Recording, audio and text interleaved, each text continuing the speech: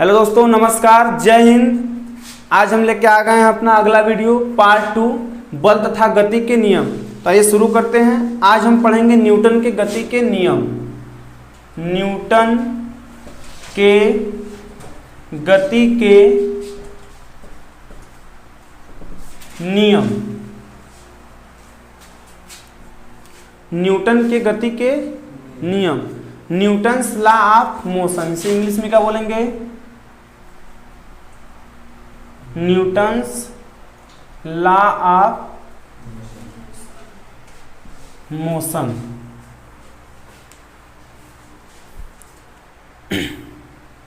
देखिए, न्यूटन ने अपने गति के विषय में 3 नियम दिए हैं। कितने नियम दिए हैं? 3 नियम दिए हैं। ठीक है, तो आज हम लोग पढ़ेंगे पहला नियम, यानी पहले को बोलते हैं प्रथम नियम, दूसरे को द्वितीय नियम, तीसरे को तृतीय नियम।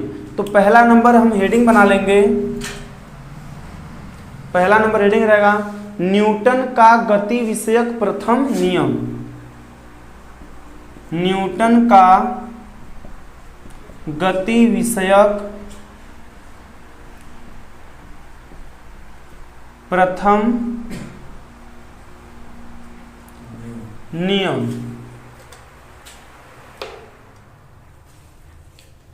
ठीक है, इंग्लिश इसका भी लिखेंगे Newton's first law of motion. क्या लिखेंगे? Newton's first law of motion. ठीक है, इसे गैलीलियो का नियम भी कहते हैं। क्या कहते हैं? गैलीलियो का। हाँ, क्योंकि इसका प्रेक्षण जो है गैलीलियो नाम के वैज्ञानिक ने किया था। ठीक है ना, गैलीलियो नाम के वैज्ञानिक ने सर्वप्रथम सन 1600 प्लस ईस्वी में, 1608 या 1606 किसी बुक में मिलता है देखने को, उस समय इन्होंने इसका प्रेक्षण किया था। चलिए लिखिए, गति के प्रथम नियम के अनुसार, लिखिए गति के प्रथम नियम के अनुसार डैश दे करके डबल इन्वर्टेड कामा में लिखेगा। ठीक है, क्योंकि जब कोई साइंटिस्ट या वैज्ञानिक अगर विज्ञान में कोई स्टेटमेंट यानी कथन बोला है, सिद्धांत बोला है, तो उसको ज्यों का त्यों लिखते हैं और डबल इन्वर्टेड कामा के अंदर लिखते हैं। ठीक है ना, और जहां तक हो सके तो अंडरलाइन कर दीजिए, तो एग्जामिनर जब कॉपी चेक करेंगे तो क्या करेंगे? अच्छा से नंबर देंगे। लिखिए इसमें, देखिए यदि कोई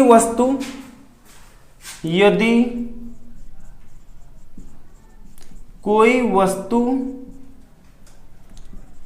विरामावस्था में है तो वह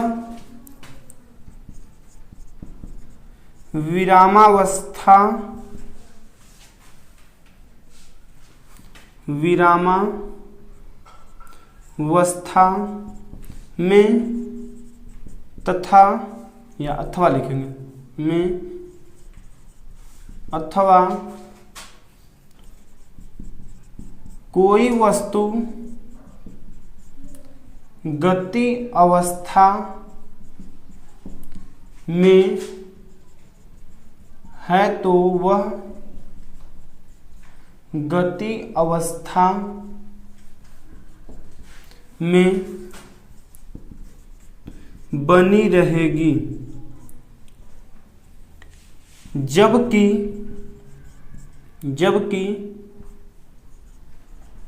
उस पर कोई बाह्य बल न लगाया जाए। जबकि उस पर कोई बाह्य बल न लगाया जाए, यानी इन्होंने बताया कि यदि कोई भी वस्तु यदि विरामावस्था में है तो वह अनंत काल तक विरामावस्था में ही बनी रहेगी, या अथवा यदि कोई वस्तु गति अवस्था में है तो वह अनंत काल तक गति अवस्था में ही बनी रहेगी, जबकि जब तक उस वस्तु पर कोई बाह्य बल न लगाया जाए। आप देखिए, जैसे आप हमेशा सुनते हैं कि जो पृथ्वी है वह सूर्य का चक्कर लगा रही है, तो अब वो लगा रही तो रुकती क्यों नहीं, उसे रुक जाना चाहिए ना, क्योंकि वहां पर अंतरिक्ष में कोई बाह्य बल है ही नहीं। वहां पर क्या है, निर्वात एकदम खाली है। जैसे यहाँ पर बाह्य बल क्या है, वायु है। अगर यहाँ हम पृथ्वी पर बात करते हैं, पृथ्वी के तल पर अगर हम कहीं कोई गेंद फेंकते हैं तो वो कुछ दूर जाकर के रुक जाती है। तो अगर वह हवा में चले तो वह कुछ ज्यादा दूर तक जाएगी। अब यहाँ पर घर्षण बल लगने से कौन सा बल कार्य करता है, पृथ्वी पर आप कहेंगे कि सर जी हवा में फेंकते हैं तो वो रुक जाता है, तो हवा का घर्षण होता है। किसका घर्षण, हवा भी तो उसे टकराएगा, रोकेगा, और पृथ्वी के तल पर रहेगा तो जमीन से टकरा के रुकेगा। ठीक है, तो यदि हम कहीं निर्वात में कोई वस्तु को गति अवस्था में ला दें तो वह निरंतर गति अवस्था में रहेगा, और यदि स्थिर अवस्था में ला दो तो वह निरंतर क्या रहेगा, स्थिर अवस्था में, जब तक कि कोई उस पर बाह्य बल न लगाया जाए, यानी डिस्टर्ब न किया जाए। समझ में आ गया बात। तो ये लिख लीजिए, गति के प्रथम नियम के अनुसार हो गया। ठीक है, उसके आगे लिखिए पैरा चेंज करके, यह नियम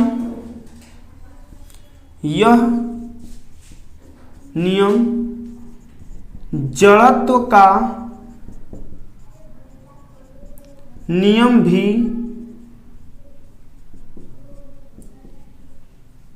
कहलाता है या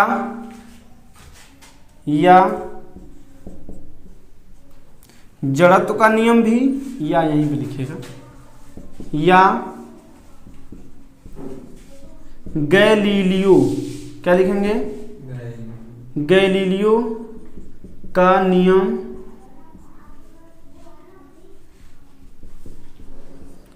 कहलाता है। यह नियम जड़त्व का नियम भी या गैलीलियो का नियम भी कहलाता है।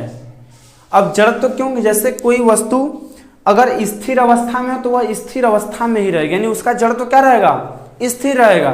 समझ रहे, जड़त्व समझते हैं ना, जड़त्व भी बताएंगे अभी आगे। दो प्रकार का एक होता है, तीन प्रकार के मुख्य रूप से, लेकिन इसमें पढ़ना दो प्रकार। एक होता है विराम का जड़त्व, दूसरा होता है गति का जड़त्व, और तीसरा एक होता है दिशा का जड़त्व, जो कि आप 11वीं में पढ़ेंगे। ठीक है, तो अभी क्या है, नियम जड़त्व का नियम भी कहलाता है। ठीक है, और या तो फिर इसे गैलीलियो का नियम भी कहते हैं। जैसे अगर व्यवहार में हम एग्जाम्पल की बात करें, जैसे अगर हम कहें कि आप कैसे कह सकते हैं कि इसमें जड़त्व है, या यह न्यूटन का गति का पहला नियम है, तो एग्जाम्पल में लिखिएगा, नीचे एग्जाम्पल में लिखिएगा, उदाहरण में, मेज पर रखी कोई पुस्तक, मेज पर रखी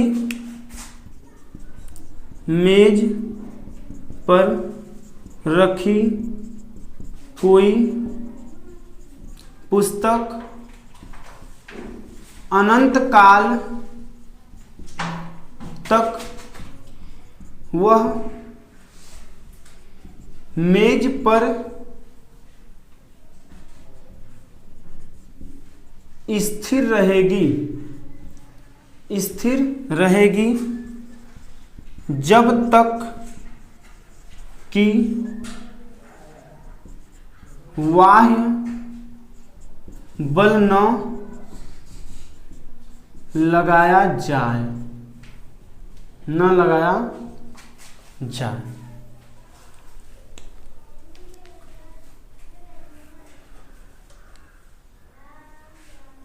ठीक है।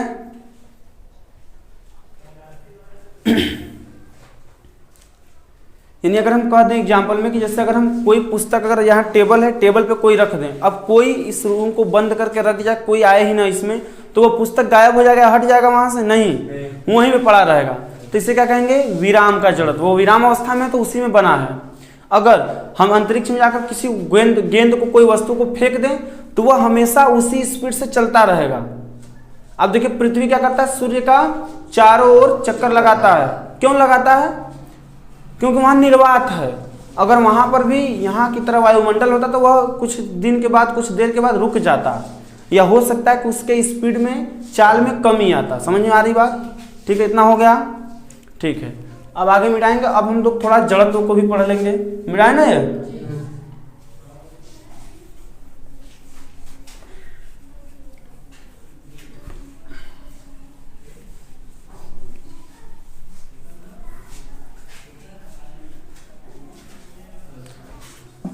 अब हेडिंग हम लोग पढ़ेंगे जड़त्व तथा द्रव्यमान। क्या पढ़ेंगे? ये जड़त्व क्या होता है,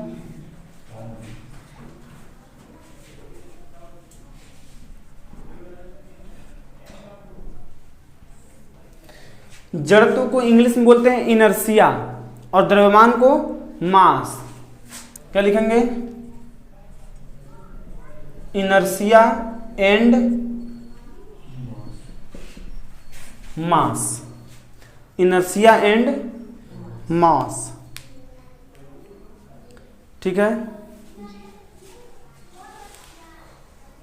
चलिए लिखिए, इसमें परिभाषा इसका लिखिए। किसी वस्तु का वह गुण, किसी वस्तु का वह गुण जो उसकी विराम अथवा गति अवस्था के परिवर्तन का विरोध करता है, जड़त्व कहलाता है। क्या कहलाता है? जड़त्व कहलाता है। जड़त्व का मतलब जमे रहना, जड़ बनाए रखना, ठीक है ना। यदि कोई वस्तु विराम में है तो आप उसे धक्का दे रहे हैं, हटा रहे, डिस्टर्ब कर रहे हैं, वो हट नहीं रहा है, तो उसका जड़त्व क्या है? बना हुआ है। और जड़त्व जो होता है द्रव्यमान की माप के बराबर होता है, जितना उसका द्रव्यमान होगा उसी के बराबर उसका जड़त्व होता है, ठीक है। ये क्या रहा? जड़त्व का परिभाषा। अब आगे हम लोग लिख लेते हैं क्या कहलाता है जड़त्व, ये कहलाता है। अब मास यानी द्रव्यमान का परिभाषा भी लिख लेते हैं, तो लिखिएगा किसी वस्तु का जड़त्व, पैरा चेंज करके, किसी वस्तु का जड़त्व उसके द्रव्यमान की माप होती है। किसी वस्तु का जड़त्व उसके द्रव्यमान की माप होती है।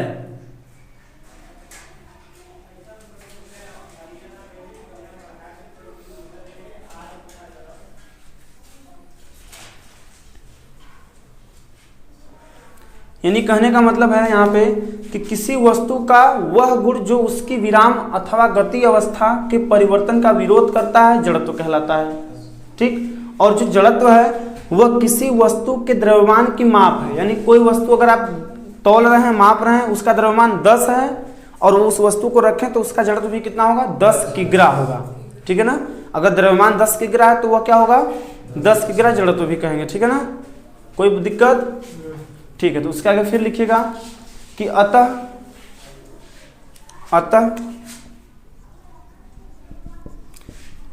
जिस वस्तु का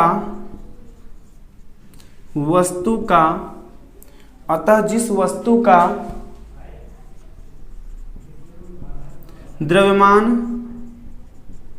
जितना अधिक होगा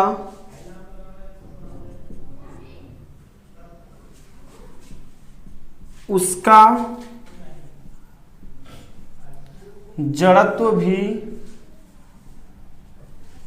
उतना अधिक होगा। यानी कि जितना ही द्रव्यमान होगा उसके बराबर क्या होगा? जड़त्व होगा, ठीक है। अगर द्रव्यमान अधिक है तो जड़त्व भी अधिक होगा, द्रव्यमान कम है तो जड़त्व भी क्या होगा? कम होगा, ठीक है ना। जैसे अगर हम आपसे कहें कि अब साइकिल गिर गया, उठाना है, तो आप आसानी से जाकर उठा सकते हैं क्योंकि उसका क्या है? द्रव्यमान कम है, तो उसका जड़त्व भी क्या होगा? कम होगा।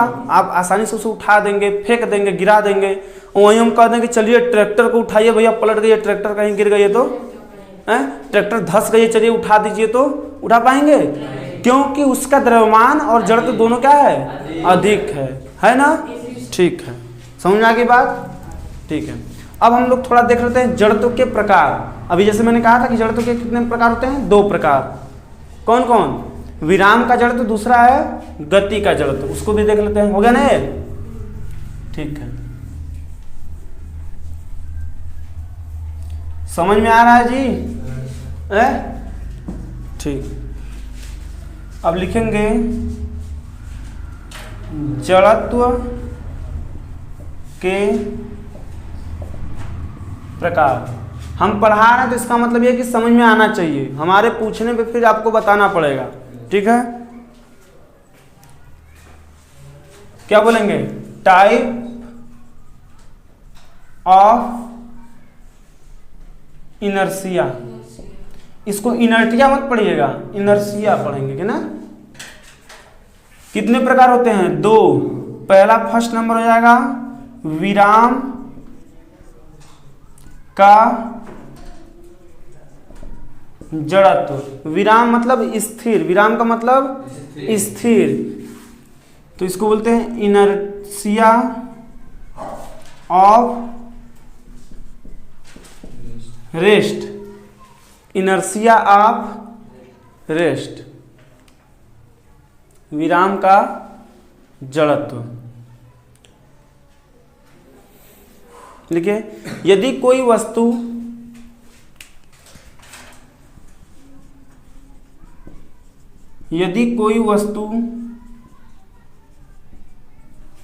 स्थिर अवस्था में, यदि कोई वस्तु स्थिर अवस्था में है तो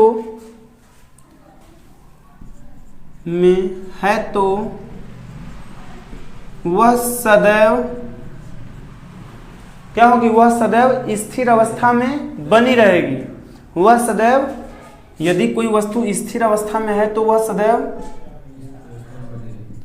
स्थिर अवस्था में बनी रहेगी जब तक कि उस पर कोई बाह्य बल न लगाया जाए। बाह्य बल न लगाया जाए, बाह्य बल न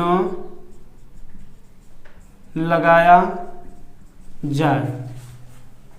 यदि कोई वस्तु स्थिर अवस्था में है तो वह सदैव स्थिर अवस्था में या इसी अवस्था में बनी रहेगी जब तक कि उस पर कोई बाह्य बल न लगाया जाए। तो इस प्रकार इसे क्या कहेंगे? क्या कहेंगे? विराम का जड़त्व। तो लिखिएगा यह क्या कहलाएगा? विराम का जड़त्व कहलाता है। यह विराम का जड़त्व कहलाता है। यह विराम का जड़त्व कहलाता है। विराम का जड़त्व एग्जाम्पल भी बताना होगा, समझ गए ना? विराम का जड़त्व बताए ना भी? ठीक है, सेकंड नंबर लिखिए, विराम का जड़त्व हो गया। फिर लिखिए सेकंड नंबर, गति का जड़त्व। गति का जड़त्व इसे क्या कहेंगे? Inertia of motion. क्या कहेंगे?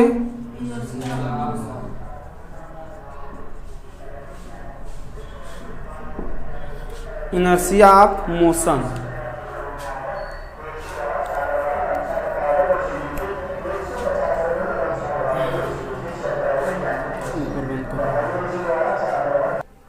चलिए लिखिए इसमें गति का जड़त्व में लिखिए, यदि कोई वस्तु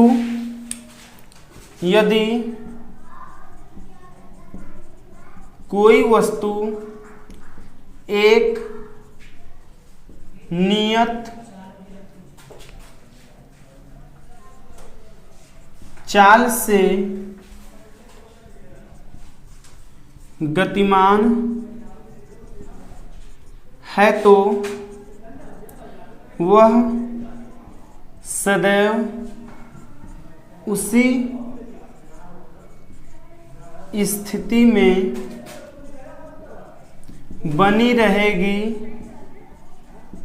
जब तक कि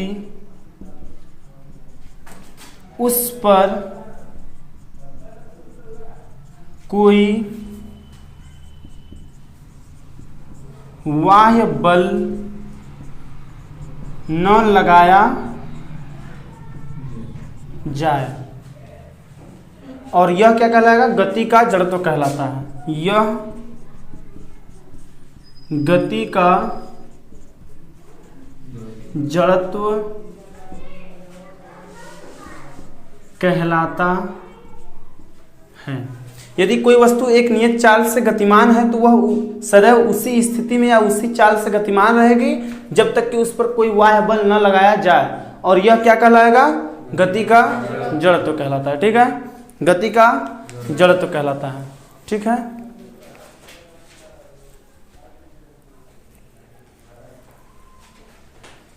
अब थोड़ा सा इसके बारे में हम थोड़ा सा दैनिक जीवन में जो एग्जाम्पल है उसको देख लेते हैं। तो आप हेडिंग बना के लिखिएगा। जैसे हमारे आसपास चारों ओर ऐसी घटनाएं होती रहती हैं लेकिन हमें वो पता नहीं होता है। हमें वो पता नहीं होता है कि वो उसमें क्या साइंस है, क्या लॉजिक छुपा हुआ है, कौन सी घटना किस पे डिपेंड है ना। तो लिखेंगे दैनिक जीवन में जड़त्व के उदाहरण। क्या लिखेंगे हेडिंग? दैनिक जीवन में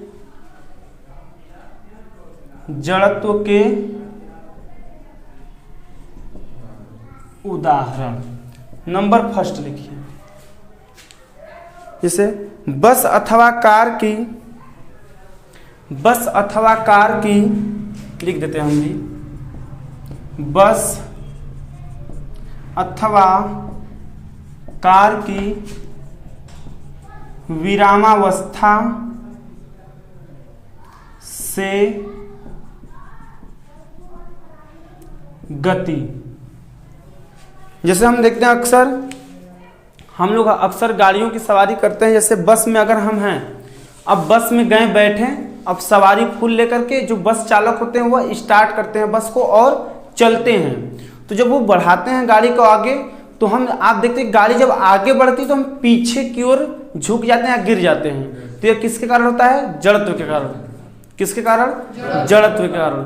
और जो बैठा रहता है सीट पे उसे तो कम पता चलेगा, जो खड़े रहते हैं, कोई व्यक्ति खड़ा है हाथ पकड़ के ऐसे बस में पूरा खड़ा है तो उससे ज्यादा धक्का का प्रभाव समझ में आता है। ठीक है, ब्रेक लगाने पे कोई गाड़ी रुक रही है, बस रुक रही है तो कोई व्यक्ति क्या होता है? आगे की ओर गिरता है। और जब गाड़ी रुकने के बाद एकाएक चलती है तो व्यक्ति पीछे की ओर। ठीक है ना। तो क्या कहा गया? बस अथवा कार की विरामावस्था से गति। जब विरामावस्था से क्या होगा? गति अवस्था में होगा तो उसे धक्का महसूस होगा, जो व्यक्ति खड़ा होगा या बैठा होगा। ठीक है, दूसरा नंबर होगा, दूसरा नंबर लिखिएगा। बस अथवा कार का गतिमान अवस्था से अचानक रुकना। ये भी अभी बताए हैं। बस अथवा कार का गतिमान अवस्था से अचानक रुकना। ठीक है, बस अथवा कार का गतिमान अवस्था से अचानक रुकना।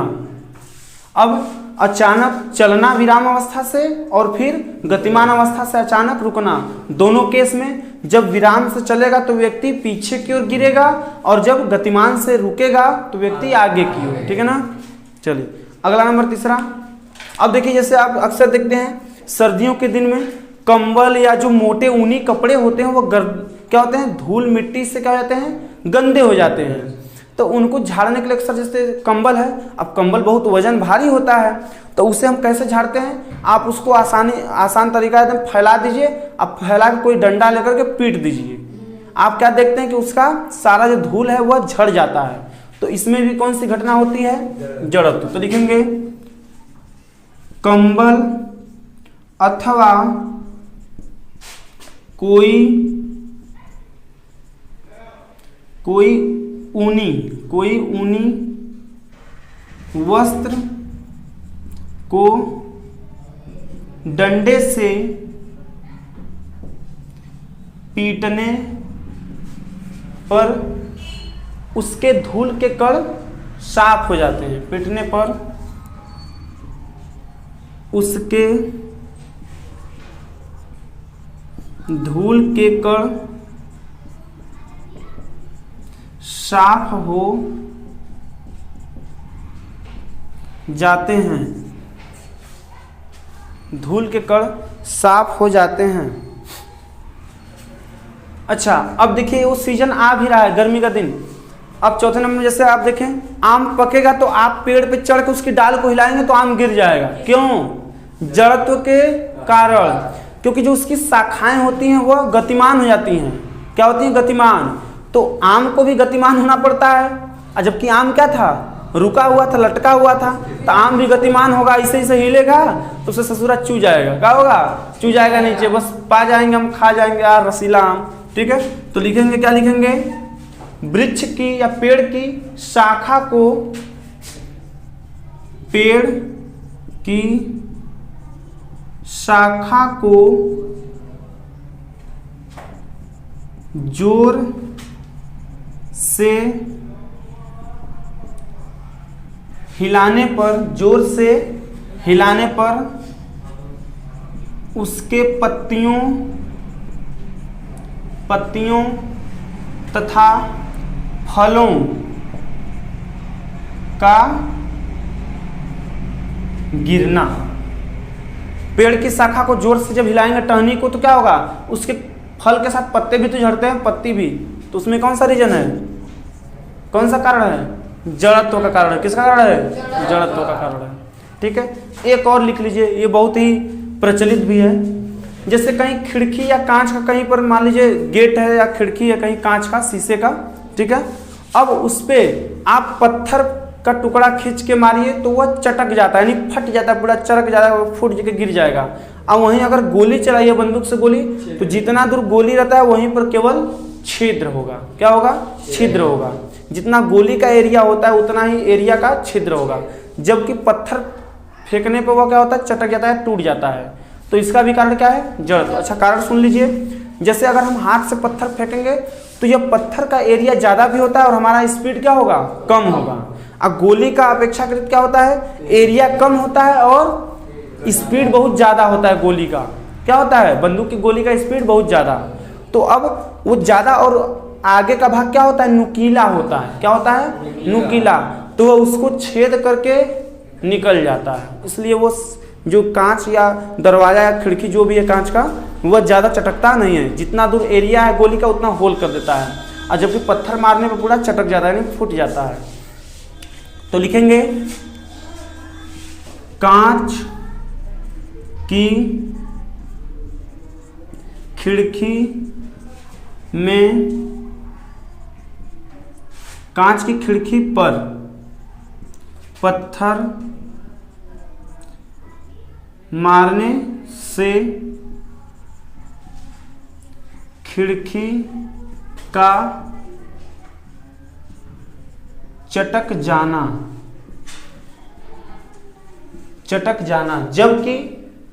जबकि बंदूक की गोली मारने पर गोली के बराबर क्षेत्रफल का छिद्र हो जाना। ठीक है भैया, कोई दिक्कत यहाँ तक? इतना एग्जाम्पल रखेंगे अपने पास। कितना रखेंगे? इतना। ठीक है,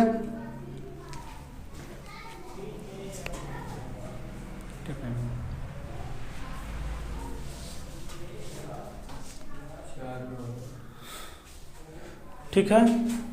चलिए, अब थोड़ा सा हमें पढ़ना है संवेग। देखिए, संवेग जो होता है, संवेग इसी पहले नियम पे आधारित है। इसी में इसको पढ़ लेते हैं।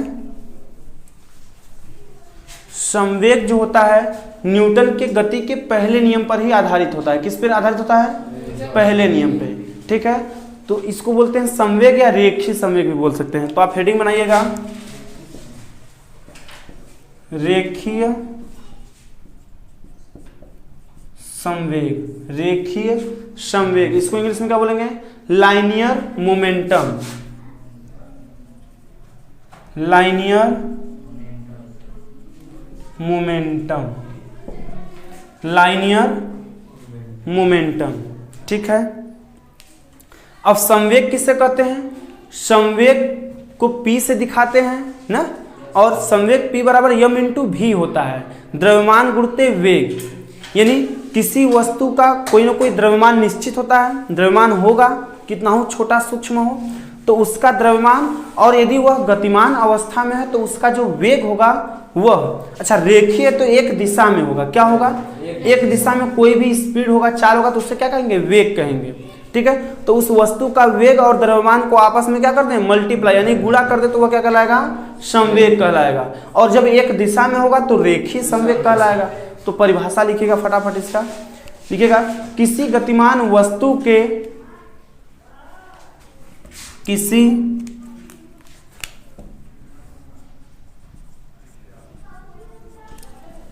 गतिमान वस्तु के द्रव्यमान तथा वेग के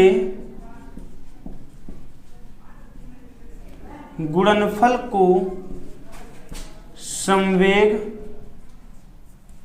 गुणनफल को संवेग कहते हैं, संवेग कहते हैं। इसे स्मॉल p से प्रदर्शित करते, क्या लिखेंगे? इसे स्मॉल p से प्रदर्शित करते हैं, इसे स्मॉल p से प्रदर्शित करते हैं। अब फार्मूला बनाने के लिए क्या लिखेंगे? लिखेंगे यदि किसी गतिमान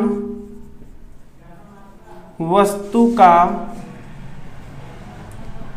द्रव्यमान स्मॉल m तथा वेग स्मॉल v हो, स्मॉल v हो, तो संवेग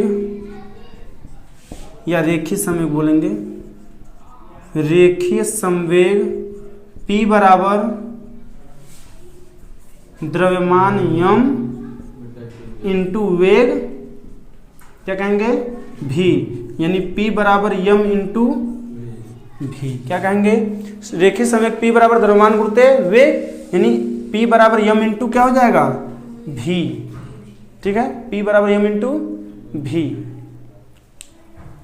अब मैंने जब बताया था आपको कि क्या है, वेग एक सदिश राशि है, तो संवेग भी क्या होगा? सदिश राशि होगा। संवेग क्या होगा भैया? सदिश राशि होगा। कोई दिक्कत? तो लिखिएगा संवेग एक सदिश राशि है, लिखिए संवेग एक सदिश राशि है, सदिश राशि है, तथा इसका मात्रक कौन बताएगा? तथा इसका मात्रक, अरे यहां देखिए, द्रव्यमान का मात्रक किलोग्राम और वेग का मात्रक मीटर प्रति सेकेंड, तथा इसका SI मात्रक क्या हो जाएगा? किग्रा इंटू मीटर प्रति सेकेंड ना, स्क्वायर थोड़ी होगा, किग्रा इंटू मीटर प्रति सेकेंड होगा। ठीक है, कोई दिक्कत यहाँ समझ में आ रहा है? कोई दिक्कत नहीं ना है? ठीक है, चलिए आज हम लोग यहीं तक पढ़ेंगे। ठीक है, ठीक है, अब मिलते हैं अगले वीडियो में, अगले पार्ट को लेकर के। न्यूटन के गति विषयक ये प्रथम नियम थे, सब पार्ट हमने पढ़ लिया। आप कल मिलेंगे अगले वीडियो में, तब तक के लिए नमस्कार, जय हिंद, जय मां सरस्वती।